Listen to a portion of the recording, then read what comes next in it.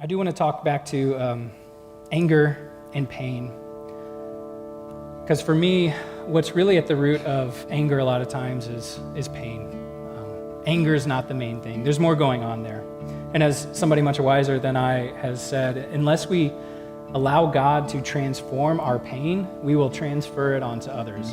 I think the same thing applies to our anger. Unless we allow God into our anger, we will transfer that anger onto other people.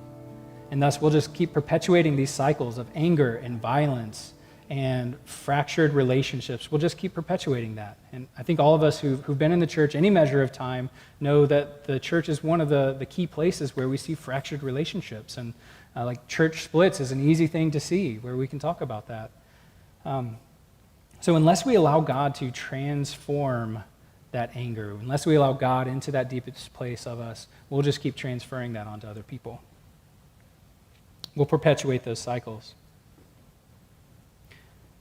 The invitation this morning, I believe through that text, through what Jesus was saying, is Jesus is calling us to be the people who take initiative to restore fractured relationships, to repair the breaches, as it says in Isaiah.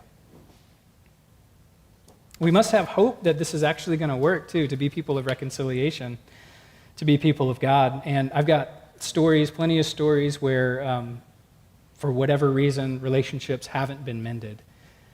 I've got stories, too, where relationships have been mended. And I've got the thing that happens in between, like finding out that I'd heard a friend years ago who had been ghosting me, sending them an email and not really expecting them ever to respond back, but knowing that I've done what I could to open up the dialogue, open up the possibility for reconciliation there. So there's that whole spectrum. But we must have hope that this works, that God is in this work of reconciliation. You may be saying, what if reconciliation isn't possible? What if I can't be around that person? Or what if that person doesn't want to be around me? Well, reconciliation is possible, so far as it depends on us. But luckily, it's not just our power. It's through the power of Christ that we can reconcile.